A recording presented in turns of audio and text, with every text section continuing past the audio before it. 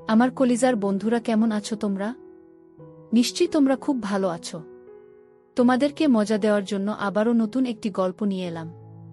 আজকের গল্পটি খুবই মজাদার হতে চলেছে। আমি শিওর বলতে পারি গল্পটি শেষ পর্যন্ত শুনলে তোমাদের পানি চলে আসবে। তাই ভিডিওটা শুরু থেকে শেষ পর্যন্ত দেখার অনুরোধ রইল। তাহলে কথা না বাড়িয়ে এবার আসল ঘটনা আসি। আমার নাম ফাহিম। আমি নারায়ণগঞ্জ জেলার রূপগঞ্জ থানার একটি ছোট্ট গ্রামে থাকি। পরিবারে আমার মা আর আমি থাকি। আমরা দুজন ছাড়া পরিবারে আর কেউ নেই। বাবা 4 বছর আগে করোনায় মারা যায়। গ্রামের পশ্চিম কোণে আমাদের বাড়ি। আমাদের বাড়ির পরে আর কোনো বাড়ি নেই। পাহাড় জঙ্গলে ভরা, যেখানে কখনো কেউ আসে না। বাড়ির সাথেই কয়েক বিঘা জমি থাকায় আমাদের মা ছেলের সংসার কোনোমতে চলছে। বাবা মারা যাওয়ার পর পড়াশোনা বাদ দিয়ে মার সাথে মাঝে মধ্যে কৃষি কাজ করি। সবজির চাষ করি বলে আমরাই যা করার করি। আর আমি একটা কাপড়ের দোকান চালাই। এভাবে দুজনের সংসার বেশ ভালোই চলছে। আমার বয়স 20 বছর আর আমার মায়ের বয়স 37 বছর। 15 বছরে বিয়ে হয়ে 1 বছর পরে আমি পৃথিবীতে আসি। আমার গায়ের রং খুব ফর্সা। শুনেছি নানিও নাকি ফর্সা ছিল, তাই আমার শরীরের অঙ্গের মতোই অপরূপ সুন্দরী তিনি। এমন চেহারা সুন্দরী নারী আর নেই আমাদের গ্রামে। কেউ বলবে না আমার মায়ের 21 বছরের সন্তান আছে। 22-23 বছর বয়সী বিবাহিত নারীর মতো একদম। মার সাথে আমার মনের প্রচণ্ড মিল। আমায় ভীষণ ভালোবাসে আমার মা। কখনো একটি বকাও দেয়নি জীবনে। যাই হোক, আসল ঘটনা আসি। মাকে নিয়ে কখনো আমার মনের মধ্যে খারাপ চিন্তা ছিল না। সাধারণ মা ছেলের মতোই। তবে বয়সের সাথে সাথে নিজের বয়সের চেয়ে বড় মেয়ে ও মহিলা দেখে মনের সুপ্ত বাসনা তৈরি হতে থাকে। স্কুলে পড়ার সময় কখনো ক্লাসের মেয়েদের দেখতাম না। ম্যাডাম বা আন্টিদের প্রতি নজর যেত সবসময়। আর এখন এটা আরও বেড়ে গেছে। 21 বছরে অনেকেই বিয়ে করে, কিন্তু আমার এখনও বিয়ে করা হয়নি। তার উপর কাপড় বিক্রি করি। দোকানে মহিলাদের পোশাকই বেশি। খুব কষ্টে তাদের সামনে নিজেকে সামলাই, আর তার উপর গ্রামের একমাত্র কাপড়ের দোকান আমার, তাই সবাই এখানে আসে কেনাকাটা করতে। গ্রামের এমন কোনো মহিলা বা মেয়ে নেই যাদের ওই কাপড়ের সাইজ আমি জানি না। ভাগ্য ভাল হলে প্রায় মাপ নিতে গিয়ে কৌশলে হাত বুলিয়ে মনের আশ মিটাই। এমন করে আরও বেশি খালা কাকিদের প্রতি আগ্রহ বাড়ছে। হঠাৎ করে যে একদিন আমার জীবনের মোড় ঘুরবে তা কখনো কল্পনাও করিনি। এক রাতে আমার স্বপ্ন দোষ হল। মা ছেলে দুজন মানুষ, তাই এক ঘর দিয়ে চলছি আমরা। মার আমার বিপরীত পাশে একটা খাটে ঘুমায়। আমাদের মাঝে চাদরে বেড়া দেওয়া। উঠে বসে দেখি বিছানা একদম তলিয়ে গেছে ভিজে। লুঙ্গি শুকনো অংশ দিয়ে বিছানায় ভেজাটুকু কোনো মতে মুছে টয়লেটে গেলাম। টয়লেট শেষে ঘরে ঢুকতেই হঠাৎ চোখটা মার দিকে গেল, আর চোখ আটকে গেল সেদিকে। শাড়ি উপরে উঠে পায়ে কিছুটা বেরিয়ে আছে।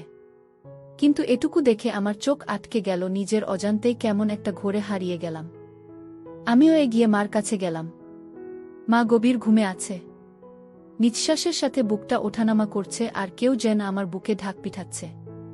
মন ভরে অধীর আগ্রহে মার সৌন্দর্য উপভোগ করছি। হঠাৎ মা আডমোডা ভাঙতে লাগলো ঘুমের মাঝে। আমি দ্রুত নিজের বিছানায় এসে শুয়ে পড়ি। সারারাত শুধু মার কথা ভেবেই পার করলাম। একটুকুও ঘুমাতে পারলাম না। অনেকক্ষণ পরে চোখ বুজলাম। সকালে উঠে উঠোনে গিয়ে দেখি মা গরুর দুধও দোয়াচ্ছে।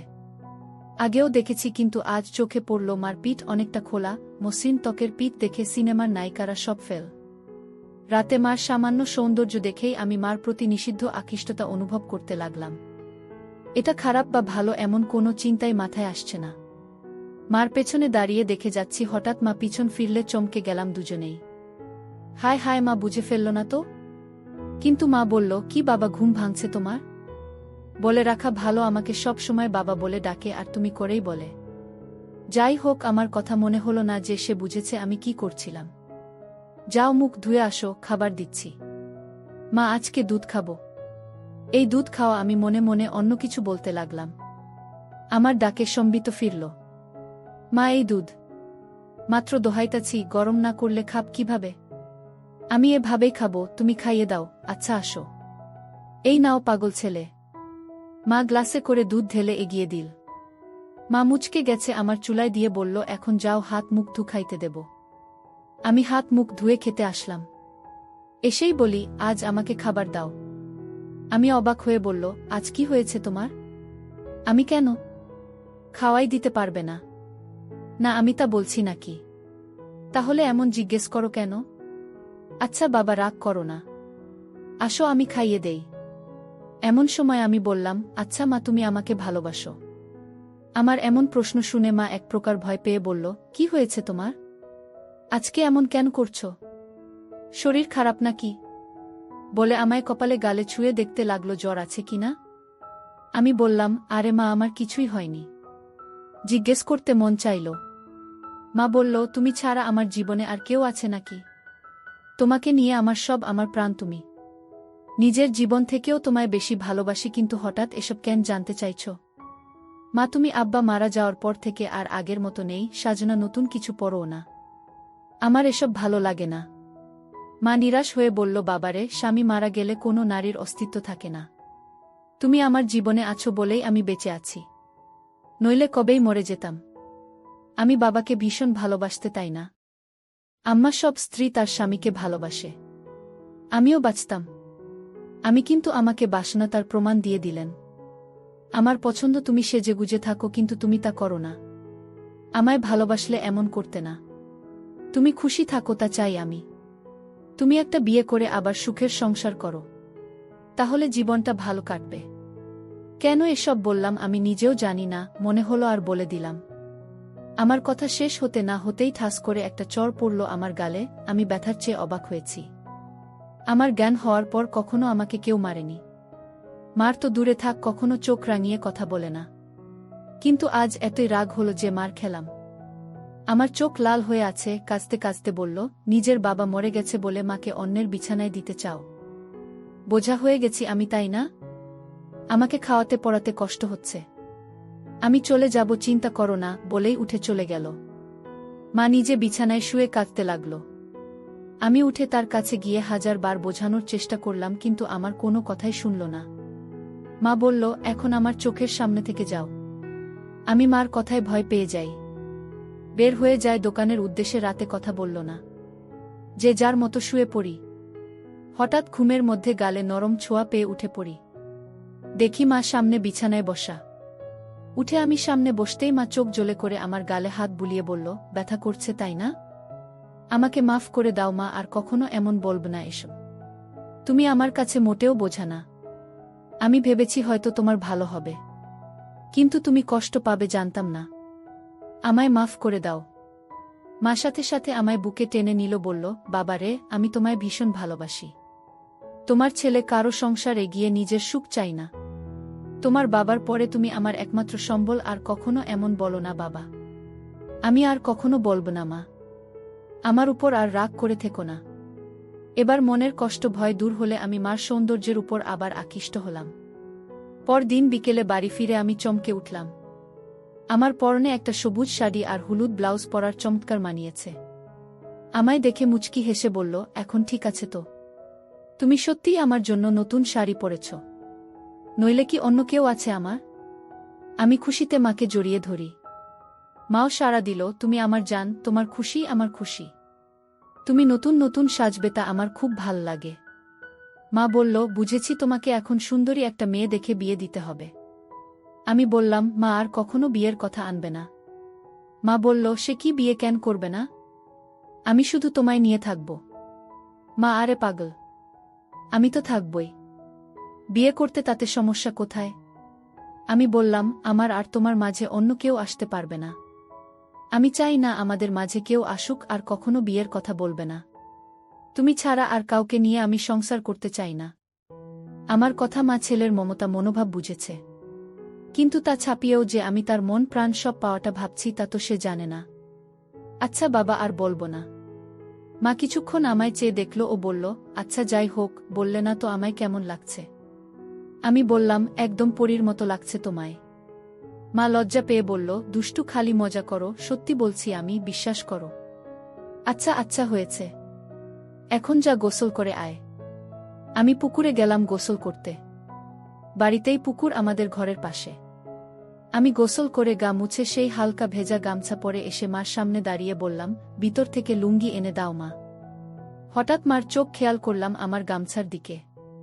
নিচে তাকিয়ে দেখি আমার ওটা স্পষ্ট আকারে বোঝা যাচ্ছে, তার মানে কি মা তাই দেখছিল, আমি মেলাতে পারলাম না। সেদিন রাতে হঠাৎ ঘুম ভাঙল একটা অদ্ভুত শব্দে। উঠে ভাবলাম মার কাছে, গিয়ে দেখি বিছানায় নেই মা, দরজা খোলা। হয়তো বাহিরে কোনো সমস্যা হয়েছে কি না ভেবেই তড়িঘড়ি করে বাহিরে গেলাম। মাকে ডাক দিলাম কিন্তু সাড়া নেই। হঠাৎ একটা শব্দ এলো গোসলখানা থেকে।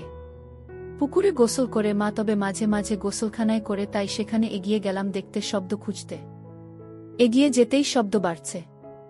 হঠাৎ শব্দটা কেমন অদ্ভুত হল, বুঝতে পারছি না এমন শব্দ কিসের জন্য করছে মা। এগিয়ে গোসলখানা কাছাকাছি যেতেই পর্দার ফাঁকে যা দেখতে পেলাম তা মার প্রতি আমার ধারণাই পাল্টে গেল। গোসলখানার দরজা নেই, পর্দা লাগানো বলে সব দেখছি, কিন্তু মা জানেই না। মা টিউবওয়েলের চোখা অংশের উপর বসে আজব কাজ করছে। শাড়ি পরা বলে তা দেখা যাচ্ছে না, কিন্তু বোঝা যাচ্ছে। কাজ সেরে মা টিউবওয়েল থেকে নেমে গেলে আমি চুপি পায়ে ঘরে শুয়ে পড়ি। চোখ বুজে হালকা খুলে দরজায় নজর রাখে, ঘুমের ভান করে, আর লুঙ্গি তুলে রাখি যেন দেখা না গেলেও আমার কৌতূহল বাড়ে। আমার ঘরে ঢুকল, দরজা আটকে আমার বিছানার কাছে এসে দাঁড়াল। সে দাঁড়িয়ে থাকায় তার চোখে বাড়ি থেকে জানলার ফাঁক দিয়ে আসা চাঁদের আলো স্পষ্ট দৃষ্টি আমাকে গিলে খাচ্ছে। ঘুমের মাঝে আমি আডমোডা ভাঙার ভান করলাম, তাতে মা তড়িঘড়ি করে চলে গেল নিজের বিছানা। আমার মন খুশিতে নেচে উঠল মার আমার প্রতি এতই আকর্ষণ দেখে। কখন যে মার কথা ভাবতে ভাবতে ঘুমিয়ে গেলাম বলতেও পারি না। সকালে ঘুম ভাঙতে উঠে দেখি মা এখনো ঘুমিয়ে আছে, কিন্তু অবাক করা বিষয় দেখে মাঝখানে চাদরটা সরিয়ে রাখা। মাকে দেখে আমার চোখ আটকে গেল। আমি মাকে ডাকলাম, মা উঠো, সকাল হয়ে গেছে তো। আজকে এত সকাল হয়ে গেল এখনো উঠোনি যে।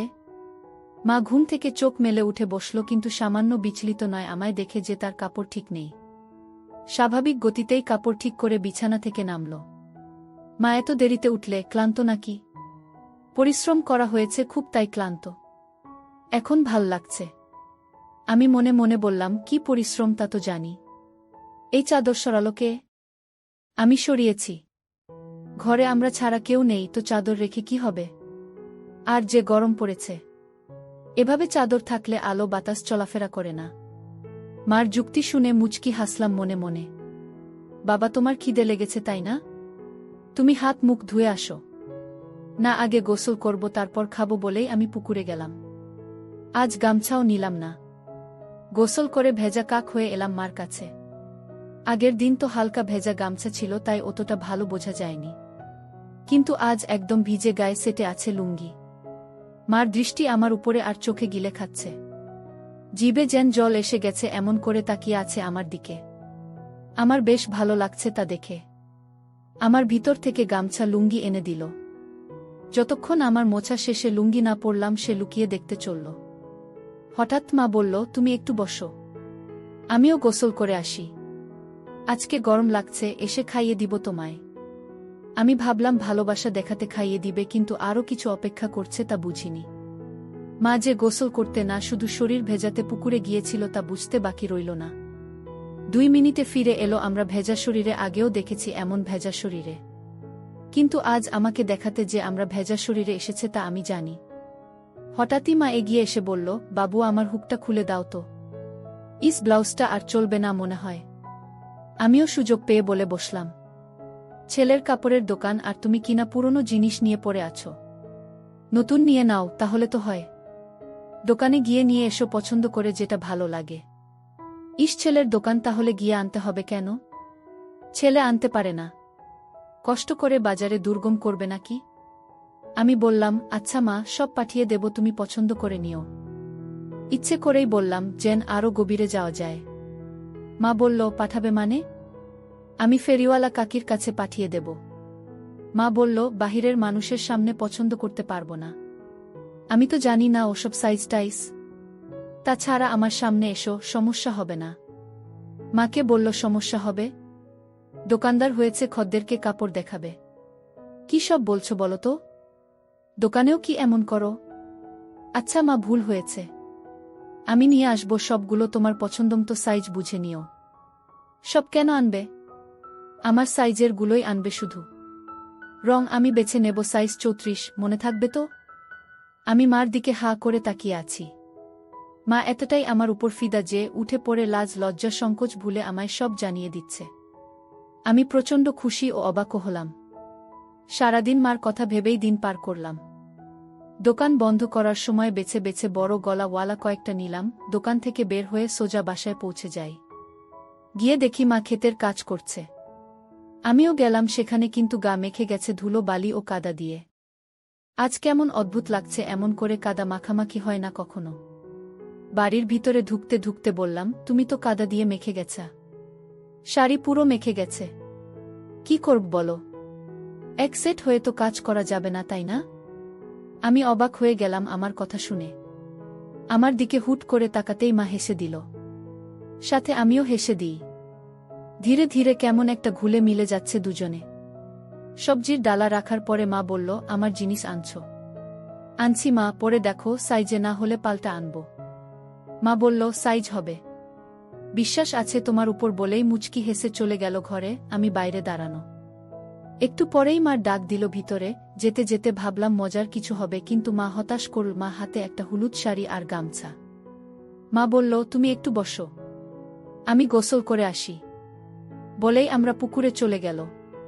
কিছু না ভেবেই চলে গেলাম। একটু পরেই পুকুরের কাছে ঝোপঝাড়ে গিয়ে দাঁড়িয়ে উকি মারতেই চোখ কপালে উঠে গেল। আহে, কি সুন্দর লাগছে বলে বোঝানো যাবে না। হঠাৎ একটা পিঁপড়া কামড় দিলে আচমকাই মুখ থেকে উহ শব্দ বের হয়ে গেল আর ঝোপঝাড় একটু নড়ে গেল। মা একটু চমকে গিয়ে এদিকে তাকালো, দেখতে লাগলো এদিকে। পরক্ষণেই আমায় অবাক করে দিয়ে মার মুখে একটা মুচকি হাসি দেখতে পেলাম। মাথায় ঢুকল না, মা কি আমায় দেখে ফেলেছে? হঠাৎ নিচে পায়ের দিকে তাকিয়ে দেখি আমার শরীর পুরোটাই মার দিক থেকে দেখা যাচ্ছে। আমি প্রচণ্ড লজ্জা পেলাম ধরা পড়ে, কিন্তু মা তো আমায় ধরা পড়তে দেননি দেখে খুব ভাল লাগলো। মা এবার দেখালো কারিশমা। আগে পানিতে একটা ডুব দিয়ে পানি থেকে উঠল। তখনই আমায় আকাশ থেকে ফেলে মা অকল্পনীয় কাজ করল। ডাঙায় উঠে দাঁড়িয়ে আগে আমার দিকে তাকিয়ে একটা অদ্ভুত মুচকি হাসি দিল। এই প্রথম আমার মার এই রূপ দেখে আমি হতবাক। আমি দ্রুত ঘরের সামনে চলে যাই ও দরজায় বসে থাকি। তখন মা এলো, আবার অবাক করে আমার সামনে এসে দাঁড়িয়ে মুচকি হেসে বলল, খিদে লেগেছে বাবা? আমি বললাম, হ্যাঁ মা। তোমার এত সময় লাগলো যে? তুমি জানো না বুঝি? আমি বোকার মতো তাকিয়ে আছি মার চোখে। দুজনেই একটু আগে বিষয়টা জানি, কিন্তু কেউ স্বীকার করে এগোতে পারছি না। সময় নিচ্ছি, কিন্তু মা এক ধাপ এগোনো হয়ে গেছে। আমার দিকে এক প্রকার এগিয়ে এসে বলল, কি দেখছো বাবু? আমিও লজ্জা সংকোচ কাটিয়ে বলি, তোমার জন্য এনেছি, ওগুলো পড়লে ভালো লাগবে। মার মুখে মারাত্মক একটা হাসি এনে বলল, কেন, এগুলো ভালো লাগে না আমায়? ভালো লাগে, কিন্তু আমি যা এনেছি তা এর চেয়েও সুন্দর মানাবে তোমায়। বেশ নজর রাখছে দেখছি আমার উপর। মা আমায় সুযোগ দিচ্ছে। আমি তা ভেস্তে দিলাম না। বললাম, আমার খদ্দের তুমি, কোথায় কেমন লাগবে তা আমার দেখার দায়িত্ব। মা চোখ পাকিয়ে বলল, তাই তাহলে তো গ্রামের সব মেয়ে মহিলার দিকে দেখা হয়ে গেছে। আমি হকচকিয়ে গেলাম, কথা সত্যি, কিন্তু বুঝলাম মার খানিকটা জ্বলন হচ্ছে। তাই আরেকটু জ্বালাতে বললাম, সবারই কি আর দেখব? যার জন্য সাধারণভাবে যা দেখা লাগে তাই দেখি। টাকা দেয় ভালো জিনিস দিতে, বুঝে শুনে ভালোটাই দিই। আমি ওকে সবার কাতারে পড়ি, আমাকেও কি টাকা দিতে হবে? আমি মুচকি হেসে বললাম, যদি খদ্দের হয়ে থাকো তাহলে দেবে টাকা। মার অধিকারে টাকা নেওয়া পাপ। তুমি কি হিসেবে চাও? ঢিল মেরেছে। এবার ঘুঘু ধরা নিজেই পড়তে চায়, তাই ঢিল নিজেই গায়ে লাগাচ্ছে। আমরা তা দেখা যাবে। তুমি বসো বলেই আমরা ভেজা শরীর নিয়ে ঘরে চলে একটা। কিন্তু দরজা খোলাই আছে, কখনো এমন করেনি, কিন্তু আজ করেছে। 2 মিনিট পরেই আমার হঠাৎ তাকে ভয় পেলাম। ভাবিনি এত তাড়াতাড়ি থাকবে, কারণ এত তাড়াতাড়ি কাপড় পরা হয় না। তাহলে ডাকলো কেন? ভিতরে আসব? হ্যাঁ এসো। আমি মন ফুরফুরে করে এগিয়ে ঘরে ঢুকেই চোখ জল হয়ে একটা। আমার মনে ঝড় উঠে একটা। আমার প্রতি এত সদয় দেখে আমায় নিজে থেকে দেখাচ্ছে বলে গর্বে বুকটা ভরে গেল। আমি মার সামনে গিয়ে দাঁড়িয়ে আছি। এমন সময় আমার গলায় সে বলল, কি হলো দোকানদার? ঠিকই তো এনেছে দেখছি। এতই ভালো মাপ কি করে আনলে? আমিও আমার সামনে খদ্দেরদের সাথে যেভাবে কথা বলি সে রকম বললাম, এত বছর ধরে ব্যবসা করি, জানবো না? অন্যদের তো মাপ নিতে হয়। আমার লাগলো না যে? আমি তোমার কি অন্যের সাথে যাই? তুমি আমার সামনে সব সময় থাকো। আগাগোড়া সবই তো দেখা আছে। কথাটা আচমকা বলেই ফেললাম, যদিও এখনই বলতে চাইনি। কিন্তু আমার মুখে তা শুনে দুষ্টু হাসি। যাক, ভালো এনেছা। তোমার গায়ে ফিট হয়েছে তো? কোনো সমস্যা হলে বলো, অন্য সাইজ আনবে তাহলে। একদম ঠিক আছে, কিন্তু একটা জিনিস বলা দরকার। কি বলো বলো? আমার উত্তেজনা দেখে আমরা হেসে দিল মুখে হাত দিয়ে। আমিও সামনে লজ্জা পেয়ে বললাম, কি জিনিস মা? আর কোনো সমস্যা না। একদম মাতামাতি হয়েছে, কিন্তু আমার আরেকটা টাইপ করার ইচ্ছা। না তো তুমি জানোই। তবুও একবার মাপ নিয়ে নাও। আমি আমার প্রতি এতই আহ্বান দেখে মুগ্ধ। মা তার গায়ে ছোঁয়ার সুযোগ করে দিচ্ছে। আমি এতই মুগ্ধ যে তাকিয়ে আছি।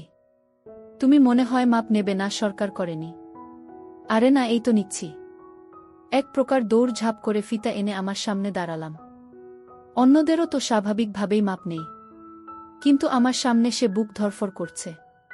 কোনো পাশ থেকে শুরু করব তাই বুঝতে পারছি না। এতই পাগল হয়েছি যে কিসের জন্য মাপ নিব তাই জিজ্ঞাসা করিনি। আমরা মুচকি হাসছে আমার কাণ্ড দেখে। কি হল, হাসছ কেন আম্মা? কিসের মাপ নিবে তুমি জিজ্ঞেস করছো? ও তাই তো। কিসের? জামার। পাগল ছেলে, তুমি যে দোকান করো কিভাবে জানি না। না, এই ধরো বলেই আমার হাত দুদিকে ছড়িয়ে দিল। আমি একটু ঝুঁকে পিছন দিয়ে ফিতা এনে বুকের উপর রাখলাম।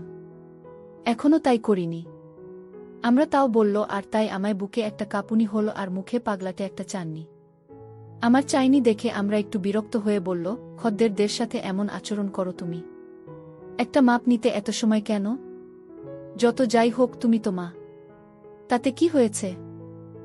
কাজের জায়গায় বাহিরে হলে কি এতই স্বাভাবিকভাবে তোমায় বলতে পারতাম? তুমি নিজের পেটের সন্তান, তাও যদি এত রংচং করো। লাগবে না, যাও। বলেই আমার সরে যেতে নিলে আমি হাত ধরে বলি, আচ্ছা এসো, মাপ নিচ্ছি। কত রাগ করে গো? নয়তো কি করব? বাহিরের মানুষের কাছে গিয়ে মাপ দিব?